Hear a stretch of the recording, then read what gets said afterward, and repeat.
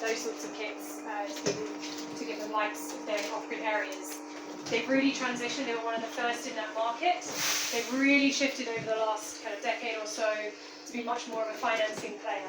So financing mobile phones and TVs, more of a consumer goods company. However, they're really stepping into financing for e-mobility. So they have partnerships with Roam, who's the company who run this bus, and all of their electric bikes. They also work with Ampersand, which is another electric bike company, and a couple of others. So there's a slightly different take. They've got an integrated payment software, so much more that kind of financing tech side of things, but all with a bit of a renewables focus. After MCOPA, we are then going to go and see Roam.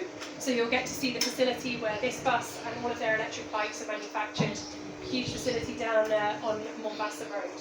So they kind of come as a bit of a pair in terms of the solution and the financing for it. I also wanted to give you, before we have our next stop, a bit of an intro to the Climate Network and what we do. Of course, you're on this tour, and yeah, just to give you a bit of a sense of why we've partnered with the Tech Summit and what it is that we do. So the Nairobi Climate Network, which is how we started nearly 3.5 years ago, essentially is a community for climate professionals in Kenya. I think a couple of you are actually members already. And what we do really is bring people together who work across climate solutions to help people to collaborate and work together faster and more effectively.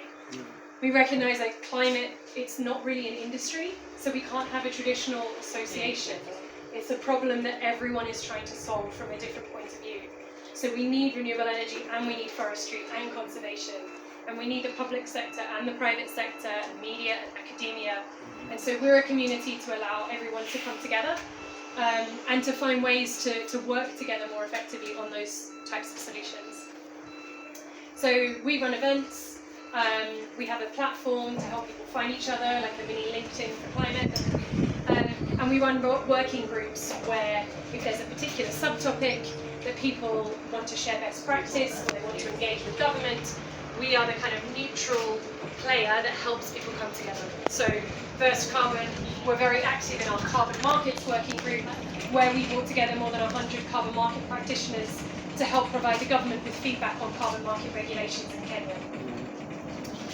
So yeah, we're neutral, we're non-profit. What we're also trying to do is expand. So we're now the Climate Network because we've shared the community that we've built in Kenya and found new co-founders in Uganda, Tanzania, South Africa, and soon to be Nigeria, of other local co-founders who say, actually, we need that kind of community where I am too. And so we build localized communities for climate action in different countries, all driven by local people and local carbon or climate experts who are, also believe in that mission. We share resources, we share tools, we share fundraising, and also we share kind of this idea of getting the message out there about African climate solutions, changing the narrative from what is often portrayed as a very victim kind of focused narrative. And yes, that is true, but there's also a massive solution mindset and solution narrative that needs to get out there about all these amazing companies we're visiting today, that they're actually solving the problem. And what they need is support to get their message out there. They need funders, they need research, they need that whole kind of spectrum